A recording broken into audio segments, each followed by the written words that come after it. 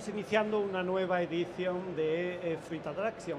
Parece que fue ayer, pero ya llevamos 10 ediciones, es la 10ª este año. Y nos habíamos planteado organizar una serie de mesas, de charlas, de reuniones de amigos. Y queríamos que más que hacer un repaso de lo que ha pasado durante estos últimos 10 años, nos gustaría hablar un poco sobre el futuro, aunque es muy difícil, predecir el futuro, pero sí algunas ideas de por dónde pueden ir las cosas, ¿no? Y es muy difícil de predecir a nivel general, y creo que en un sector tan dinámico como es el sector hortofrutícola, pues todavía mucho más, ¿no? Y para empezar esta serie de charlas, pues hemos escogido una mesa que creo que es un fiel reflejo de lo que es el sector hortofrutícola. El sector hortofrutícola no solo son agricultores produciendo hortalizas, no solo son empresas comercializando hortalizas, sino que es todo un conjunto de empresas, de sectores, de actividades, que es lo que realmente hacen que el sector hortofrutícola español pues sea probablemente ahora mismo el más competitivo del mundo, ¿no? Entonces, pues os voy a presentar muy brevemente y a partir de aquí pues empezaremos a hacer una serie de preguntas, ¿no? Empezamos por aquel lado. Ángel Barranco, que es presidente de Tecnova, representante de lo que sería la industria auxiliar de la agricultura, almeriense, aunque yo casi que lo de almeriense cada vez se puede quitar y un poco cada vez su presencia es más amplia, ¿no? En segundo lugar, pues Nicolás Juste, que es responsable de producción y desarrollo de Agricop, una de las principales empresas comercializadoras y en definitiva también de productoras, porque llegamos a las cooperativas de primer grado y a los agricultores de frutas y hortalizas españolas. Luego tendríamos a Nuria Gutiérrez, segunda generación de una empresa, Rogusa, que se dedica a la cuarta y quinta gama, ¿no? 40 años produciendo cuarta y quinta gama, que parece que es algo muy novedoso y casi que muy de futuro, pero ellos llevan ya 40 años haciéndolo. Y José Luis Molina, presidente del Grupo Hispatec, pues yo creo que es la empresa pionera en lo que es la incorporación de nuevas tecnologías de comunicación y del conocimiento a toda la cadena de producción de hortalizas, y que también pues poco a poco ampliando a otros sectores, ¿no? Entonces, aunque no quisiera hablar del pasado, pero claro, yo recuerdo que nosotros estuvimos aquí en la primera edición. Creo que mucha gente tenía dudas de que tuviese sentido hacer una feria de frutas y hortalizas en Madrid. Había pues muy pocos expositores, muy pocos stand, y hoy pues el salto ha sido espectacular en solo 10 años, ¿no? Si pudieseis un poco muy brevemente qué es lo que me ha llamado o de la feria o del cambio del sector en estos últimos 10 años, qué es lo que podríais resaltar. A mí siempre hay una cosa que me llama la atención, es que parece que todo sigue igual, ¿no? Que estamos ahora igual que hace 10 años, y a nosotros, como hacemos estudios y nos gusta tirar de estadísticas, si vemos cómo estaba el sector hace 10 años y cómo está ahora, pues en solo 10 años nuestras exportaciones se han incrementado pues prácticamente en un 50%. Incrementar un país que ya es líder mundial, las exportaciones de fruta y hortaliza en un 50% es muchísimo, ¿no? ¿Qué es lo que hemos hecho bien durante estos 10 años para llegar a donde estamos ahora? Una vez empezamos por allí y luego otra vez empezaremos por aquí. Ángel. Yo creo que en estos 10 años realmente se ha recorrido un importantísimo camino, porque el mundo cambia, el mundo está en constante evolución y el sector agro también. Y creo que una parte importantísima es que en el sector agro, desde nuestro punto de vista, hay 3 pilares fundamentales. Están los productores, está la comercialización, pero también está el servicio y las industrias auxiliares que proveen de conocimiento y tecnología para que esa agricultura sea posible. Porque hoy en día nos encontramos con un escenario internacional de escasez de recursos naturales, agua y tierra de peor calidad y una población creciente. Entonces no queda más remedio que incrementar la productividad para con menos recursos producir más. Y ese incremento de productividad tiene que venir dado por el apoyo de la tecnología. Incrementar la productividad cuidando muchísimo la calidad y estando muy cerca de los mercados, dándole a los mercados lo que realmente piden. Y eso solo se puede producir apoyándose cada vez más en la tecnología agro. Entonces yo creo que estos últimos 10 años ha sido un reflejo de esta tendencia, y los próximos 10-20 años que nos esperan será esta tendencia, pero todavía incrementada. Nicolás. A mí una de las cosas que me sorprenden mucho cuando vengo a la feria son las novedades que existen.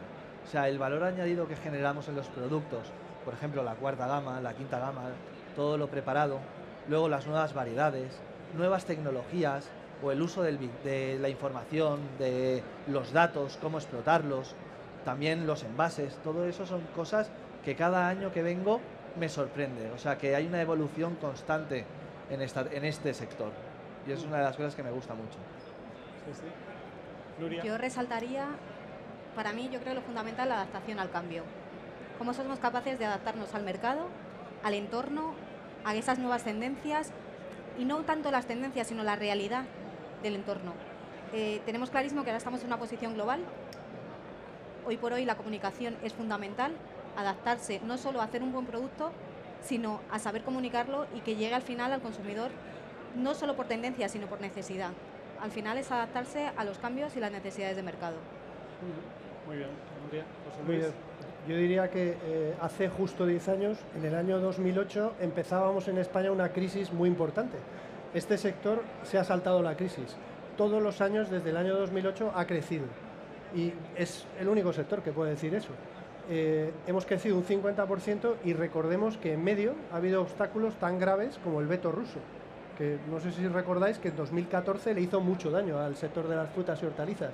Bueno, y todo eso yo creo que se debe a una apuesta por la eficiencia, por la globalización, muy importante. Yo creo que nos hemos globalizado mucho más en estos 10 años, y una apuesta por la tecnología, que es algo, digamos, con distintos tipos de tecnologías, pero se ha ido sofisticando, y a día de hoy yo creo que estamos en una rampa de salida muy fuerte, de cada vez mayor tecnología.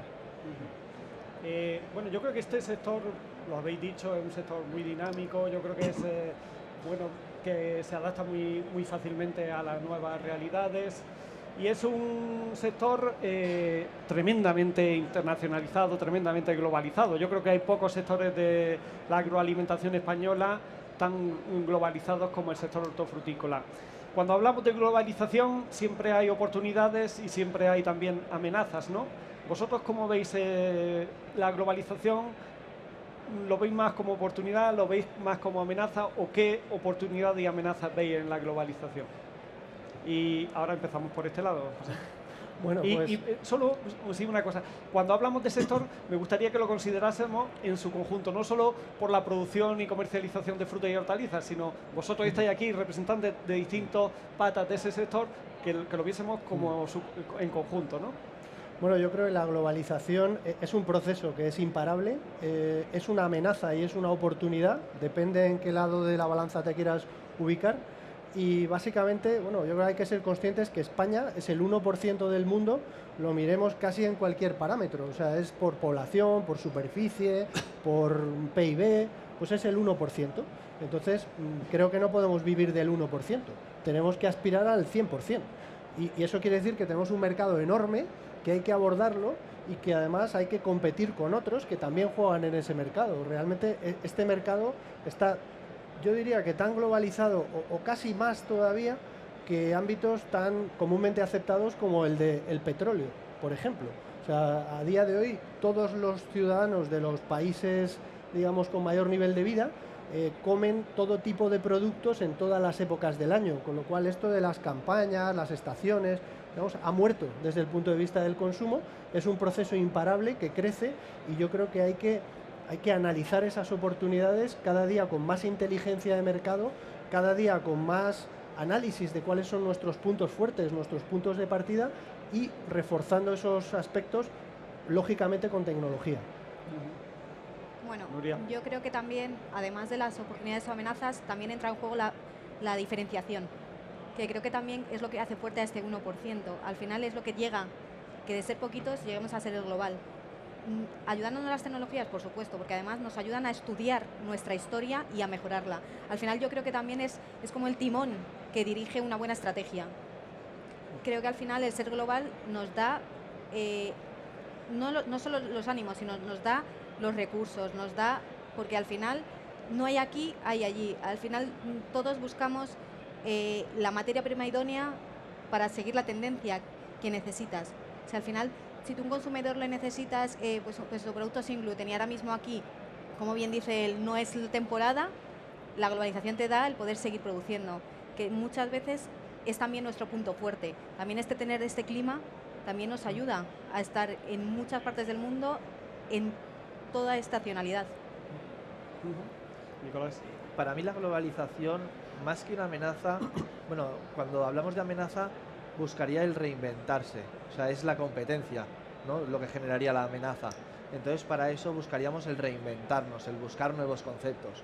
Por otro lado, en cuanto a fortalezas, yo lo que veo es que al final es interesante la globalización porque generamos métodos de control y de calidad unificados, y todos debemos de ir con los mismos parámetros, jugar con las mismas reglas. Eso es muy importante para nosotros también. Por otro lado, veo que la calidad puede ser un parámetro muy importante en nuestro sector, el sector primario, que te puede determinar que seas diferente a los demás. O sea, trabajar mucho en el tema de calidades sería lo ideal. Ángel. Yo creo que la globalización es un proceso de cambio. Entonces, un proceso de cambio al principio siempre genera miedos y desconfianza, pero en realidad se puede tomar como una oportunidad y luego siempre que se sale fuera se aprende muchísimo. Entonces, yo creo que la principal amenaza en estos procesos de cambio siempre somos nosotros mismos, porque como dice José Luis, somos un 1%. Entonces, en el 99% hay múltiples oportunidades. Entonces, simplemente tenemos que ser conscientes de que no nos queda más remedio que seguir evolucionando, porque todo el mundo evoluciona y nos quedamos atrás, y luego tenemos que tener la concienciación de que somos perfectamente capaces de hacerlo, porque tenemos unos magníficos mimbres, una experiencia acumulada tremenda y una oportunidad de mejorar. Y al final, cuando sales al exterior y te pones en competencia, aprendes mucho, y al cabo de cierto tiempo, que lo puedes pasar relativamente regular, lo que consigues es ser más competitivo, ser mejor, tener mejores productos, tener más calidad, tener mayor control sobre los procesos, y es un proceso de aprendizaje continuo. O sea que yo, en resumen, lo que diría es que la globalización nos fuerza a salir de nuestra zona de confort. ¿Eso es bueno? Rotundamente sí. La zona de confort nos da de comer a corto plazo, pero nos garantiza que nos dé de comer a medio plazo. Nadie nos garantiza. Entonces nos obliga a mejorar. Por lo tanto, yo creo que es tremendamente positivo. Bueno, yo creo que al final lo de la globalización no es una opción, es o lo haces o si no desapareces, ¿no? Y bueno, es la capacidad competitiva de las frutas y hortalizas españolas, que eso, que una parte importantísima de nuestra producción sale fuera de España.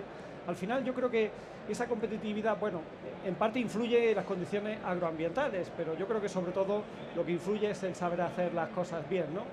Entonces, lo que yo me planteo también, y nos ponemos a ver lo que ocurre en otros sectores, ¿no? La globalización en otros sectores significa que las empresas, bueno, un poco cuando hablamos de internacionalización, ¿no? Las empresas se internacionalizan, y muchas veces nosotros asociamos a internacionalizar a exportar, pero internacionalizar es mucho más, ¿no? Lo que me planteo, las empresas españolas de frutas y hortalizas tienen que desde aquí enviar productos a cualquier parte del mundo, o se deberían de plantear también producir en otras partes del mundo.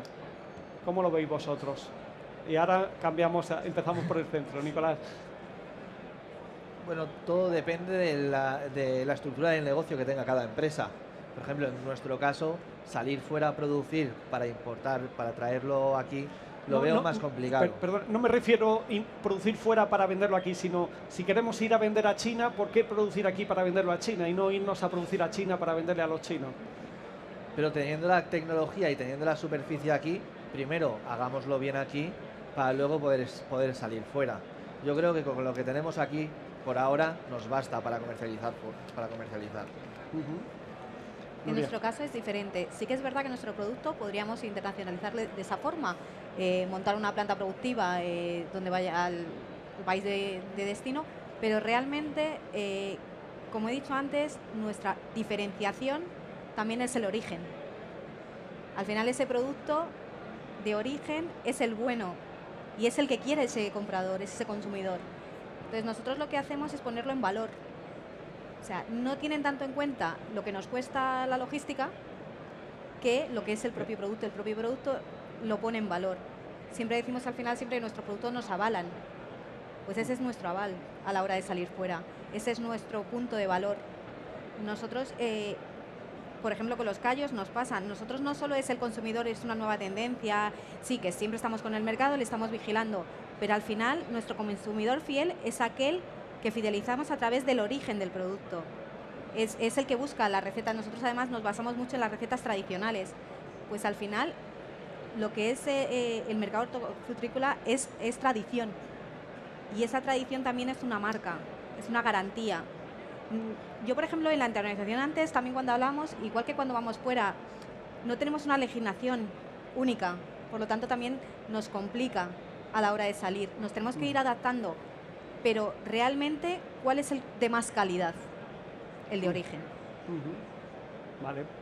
José Luis. Bueno, yo creo que evidentemente hay que segmentar, pero yo sí creo que debemos salir fuera. De hecho, eso ya ocurre. Quiero decir que aquí hay lo más caro que tiene este sector, lo más caro es tener clientes y mantenerlos. Y podemos hacer dos cosas. Decirles que nosotros producimos 5 meses al año y que los otros 7 meses hablen con quien quieran, es una opción. La otra opción es preocuparnos por cómo es la cadena de suministro durante los 12 meses y gestionar nosotros esa producción, esa comercialización y esa transformación en los 12 meses del año y mantener un cliente fiel que nos va a comprar los 12 meses del año. Eso ya ocurre en el mundo de los melones y las sandías. Aquí hay productores enormes que se van a producir a Senegal, porque es que aquí en invierno no hay melones, nos pongamos como nos pongamos. O ocurre en el mundo de los aguacates o de las tropicales. Hay una serie de meses en que tenemos un producto excelente, diferenciado y que hay que presumir de él, pero el resto del año, ¿por qué vamos a renunciar a ser un hub de gestión de toda esa producción a nivel mundial? Tenemos que controlar la cadena de producción, transformación y distribución, y creo que ese es un activo que tenemos en este país, que entre otras cosas nos podemos apoyar en aspectos como que somos uno de los pasaportes con menos animadversiones a nivel mundial, con lo cual aprovechemos esa capacidad que tenemos. Ángel. Yo creo que nunca hay una estrategia buena y otra mala. Yo creo que hay múltiples estrategias que pueden ser buenas y depende muchísimo de la forma de ejecutarse. Y al final, yo siempre digo lo mismo, la razón te la da o te la quita el mercado. Entonces, distintas empresas con estrategias diferenciadas, con una buena ejecución, si el mercado les da la razón, es que son buenas. Y yo creo que aquí sucede lo mismo. Sí es verdad que, como se ha dicho antes, hay empresas que ya están en esa dinámica. Hay empresas que están, o bien, las ventanas que ellos no cubren, traerlas con importaciones para darle un servicio completo al cliente, o bien tener fincas fuera para acometer clientes que están más lejanos. Entonces ese proceso ya está en marcha. Lo que sí es verdad es que al final una vía empresarial es una cuestión de riesgo. Cuanto más diversificados tengas tu riesgo, más segura es la actividad empresarial. Y tal como está hoy el mundo, lo que más cuesta es mantener y retener al cliente. Cuanto más seguridad le muestres al cliente, te conviertes en un socio fiable. Y como el cliente suele tener muchísimos problemas en la cabeza, cuando tiene un socio fiable que le quita 2 o 3 problemas, pues entonces dice, derivo más actividad a él porque sé que tengo otros problemas por resolver. Entonces se trata de diversificar, disminuir riesgos, estar muy atento al mercado y darle lo que el cliente necesita. Y a partir de ahí, cada estructura, en función de su propia misión, visión, Objetivo, tradición y forma de ser, pues yo creo que puede encontrar huecos y formas de ejecutar distintas estrategias que pueden convivir en el tiempo. Entonces yo creo que en la diversidad también está la riqueza y está también el éxito. Siempre cuidando mucho de diversificar riesgos para ver la actividad de una empresa a muy largo plazo. Muy bien. Bueno, el resto de mesas que vamos a organizar durante estos días, pues bueno, hemos intentado orientarla hacia 2 temas que nosotros considerábamos que eran importantes de cara al futuro, ¿no? En primer lugar, el agua, porque bueno, sabemos que prácticamente el 100% casi de la producción de frutas y hortalizas en España se hace en regadío y el factor fundamental para poder producir es el agua, ¿no? Y bueno, pues es un factor que no es abundante y que tenemos que intentar hacer el mejor uso posible. Y el otro factor que también nos puede condicionar es, bueno, pues los nuevos materiales y sobre todo enfocado a la presión que hay por parte del consumidor en cuanto a la utilización o no de plásticos o qué tipo de plásticos para presentar el producto final hacia el consumidor. Pero bueno, me imagino que habrá otros muchos cuestiones que van a ser importantes para el futuro del sector en los próximos años, ¿no? Y bueno, lo que me gustaría era que, bueno, vosotros como veis el futuro del sector, qué factores son los que más pueden condicionarnos el desarrollo, el crecimiento que pueda tener el mismo, ¿no? Tanto a nivel de producción como a nivel de lo que piden los mercados, ¿no? Nosotros hemos intentado seleccionar un factor que influya más en la producción, el otro factor que pueda influir más en la comercialización, como es el agua y los plásticos, ¿no? No sé, ¿qué factores creéis vosotros que pueden ser los que, bueno, que van a orientar el esfuerzo de innovación, de mejora, para poder seguir siendo un sector muy potente y competitivo, ¿no? José Luis.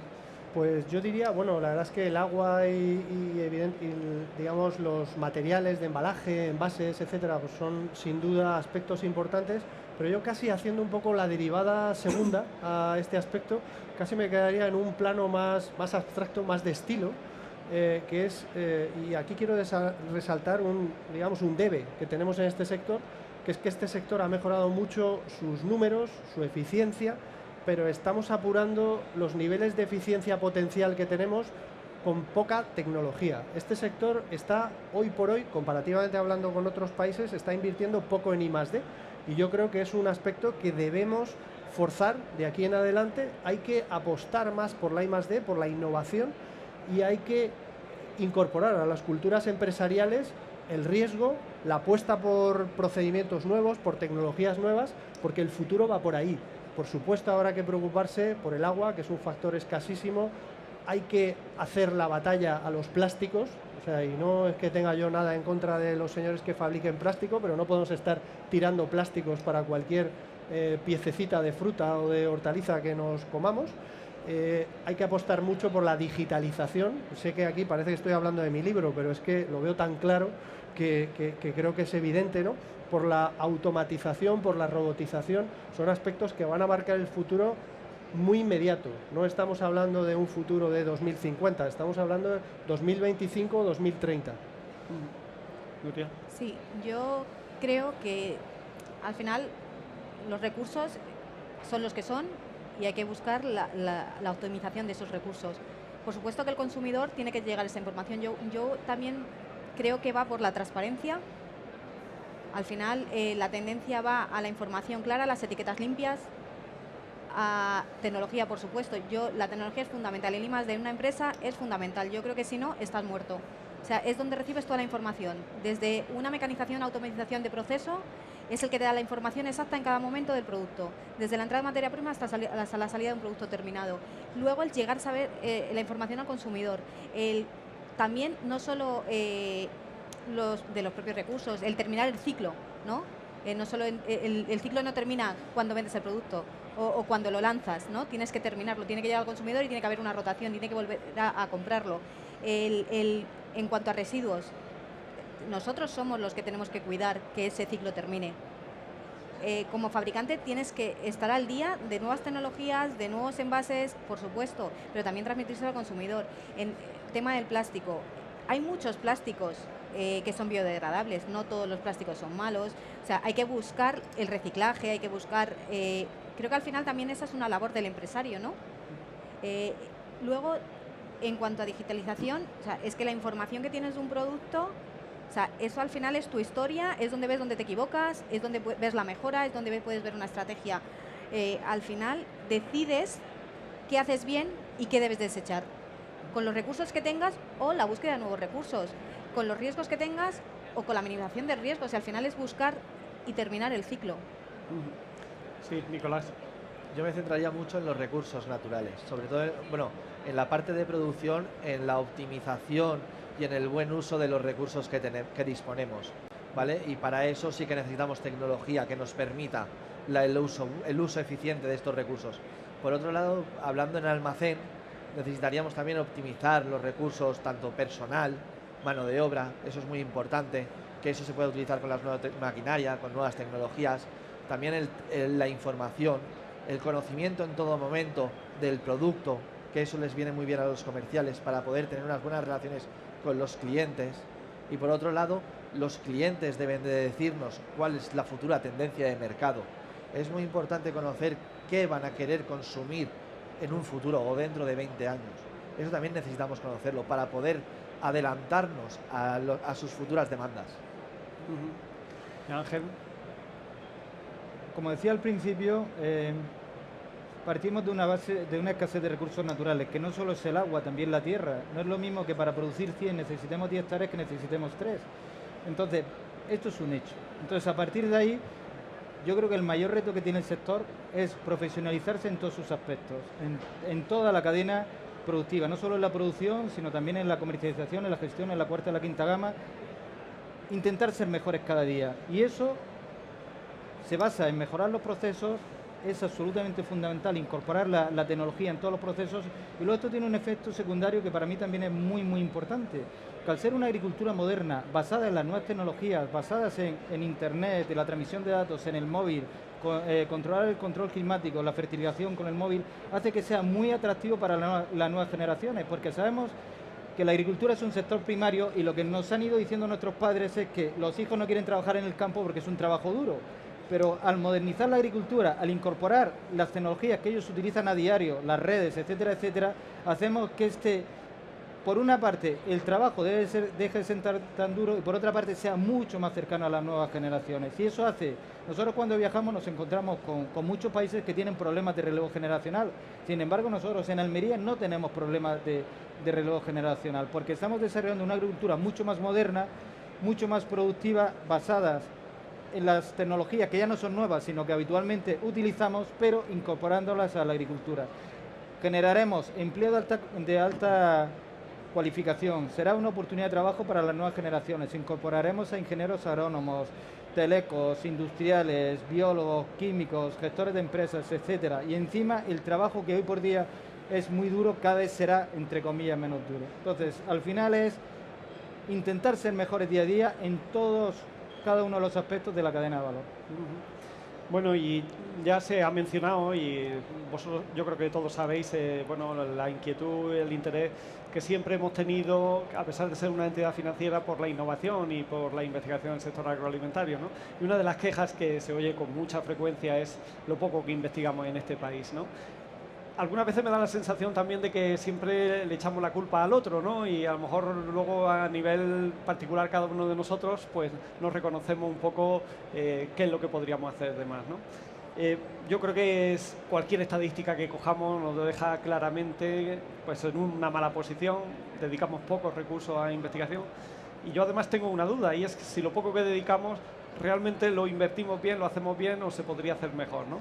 Entonces, lo que me gustaría es, ¿cómo creéis vosotros que se podría mejorar el esfuerzo de investigación que realizamos en el sector de frutas y hortalizas en España, ¿no? Y en todos los ámbitos, producción, comercialización, transformación, si queréis, bueno, yo creo que tenemos otros modelos en el mundo que funcionan relativamente bien, es cuestión de copiar otros modelos, es cuestión de juntarnos todos los que estamos interesados, implicados, y entre todos definir nuestro modelo.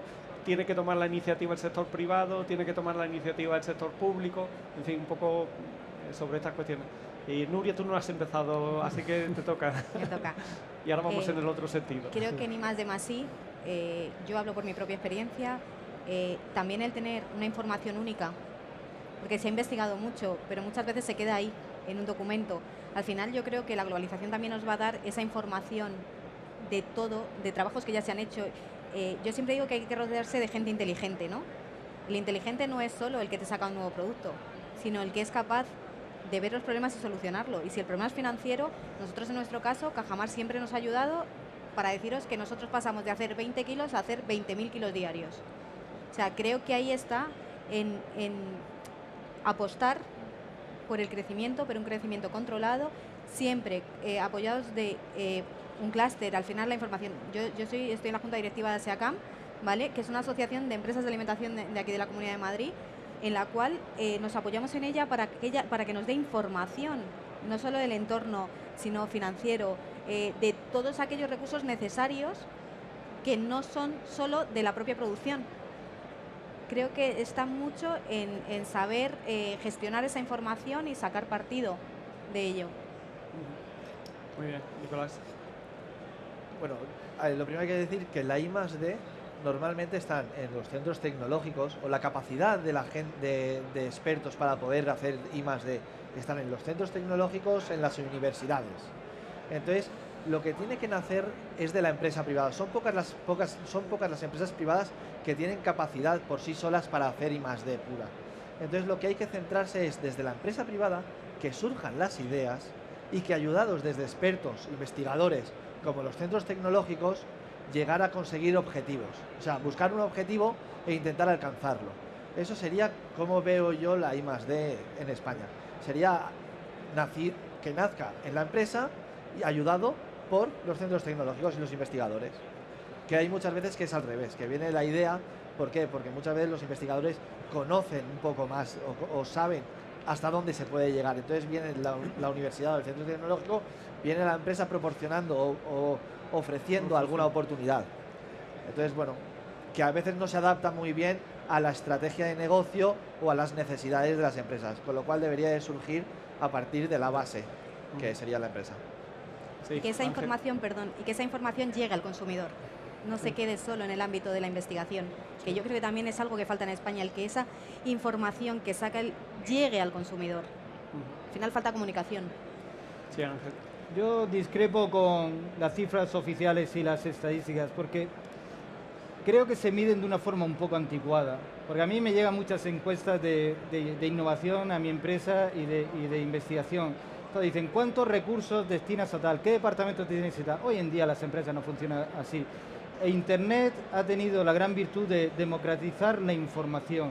Se puede intercambiar información con cualquier parte del mundo, encontrar proveedores en cualquier parte del mundo, el coste de transporte es muy barato. Entonces hay muchas empresas, yo creo que la gran parte de innovación tiene que partir de las propias empresas y eso está ocurriendo. Entonces hay muchas empresas que en su quehacer diario están sacando y están desarrollando productos nuevos que inmediatamente lo incorporan al mercado o porque un cliente le manifiesta una necesidad, se la desarrollan para ese cliente y luego ya pues la ponen en el mercado y se la venden a otros clientes. Pero eso es difícil de recoger en las cifras. Entonces realmente yo creo que hay mucha más innovación de la que se recoge en las estadísticas oficiales, y si esto no fuera así, las empresas no serían competitivas y no podían competir en un entorno globalizado. Entonces que la mejor forma de medir la innovación, y yo creo que habría que cambiar los parámetros, sería de la capacidad de las empresas para competir en un mundo global.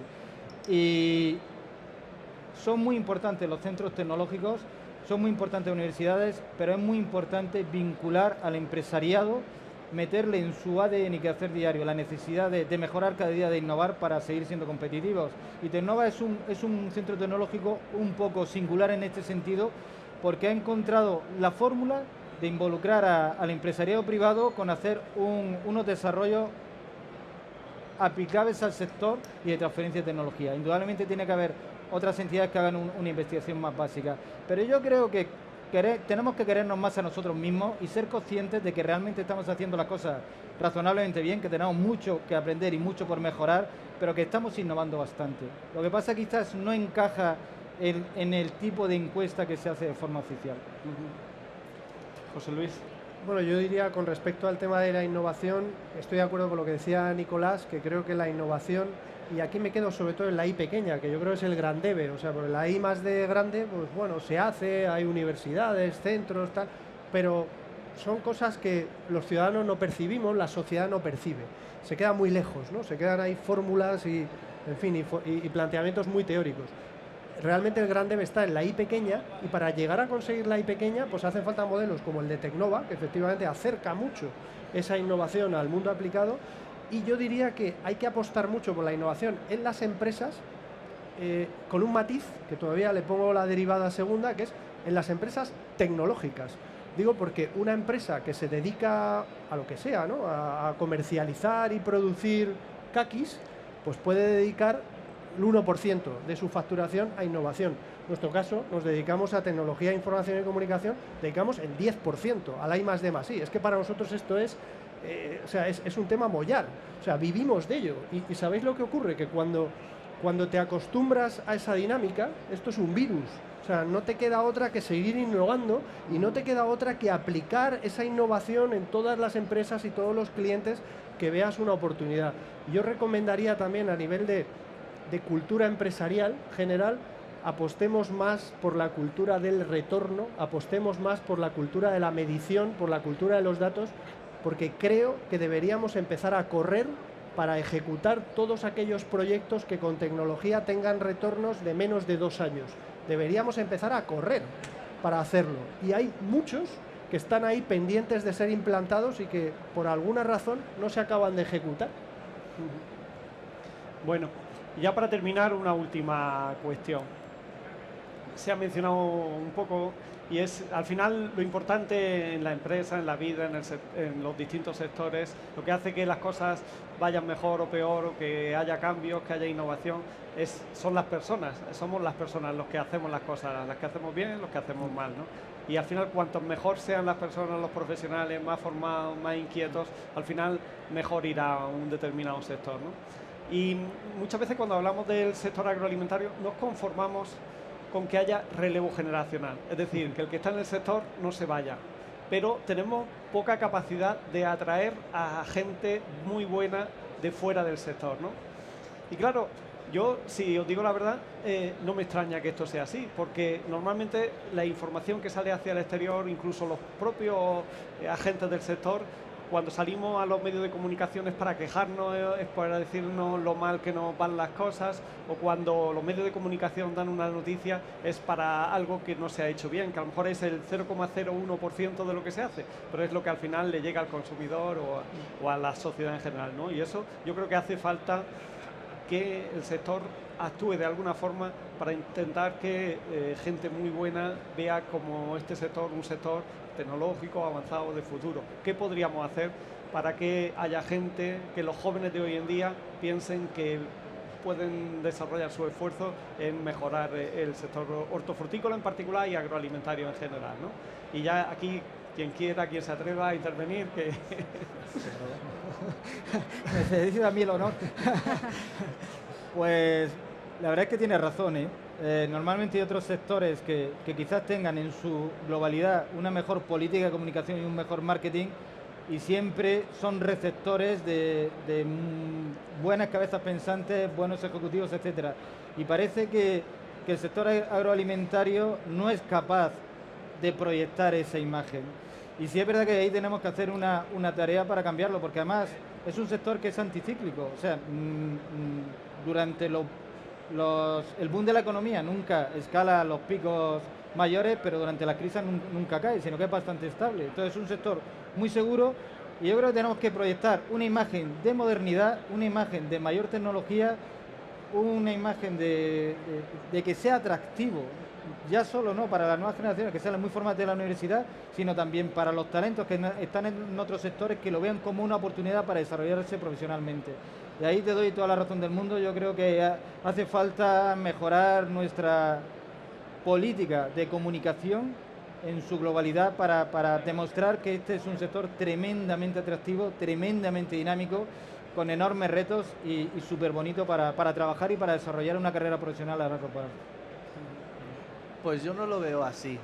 Yo además veo que la gente que viene de otros sectores y entra en el sector de la agricultura ya no vuelven a salir. Cada año es un mundo. Cada año, sobre todo en el tema de producción o en el tema de mercados, cada año suceden cosas distintas. Son nuevos retos. O sea, hay muchos retos que afrontar cada año. Eso a mí me gusta. Con lo cual creo que es muy fácil, es muy atractivo para la gente en la agricultura. A lo mejor no es la producción, pero todo lo que conlleva las mejoras que pueden existir, porque además es un mundo que está por desarrollar, que se puede realizar muchas mejoras aún. Con lo cual toda la gente que está trabajando en mejoras de tecnologías es muy goloso, tiene muchas ganas de entrar aquí. Eso es como lo veo yo. Yo pienso que lo que hay que hacer es ponerlo en valor. Al final, yo creo que es un sector muy agradecido. Dice, sí, el campo es duro, pero al final yo creo que tú ves a un hombre del campo y está feliz. Yo creo que en la vida en general hay que vivir de manera feliz, ¿no? Y entonces yo creo que lo importante es ponerlo en valor, saberlo comunicar y que y que al final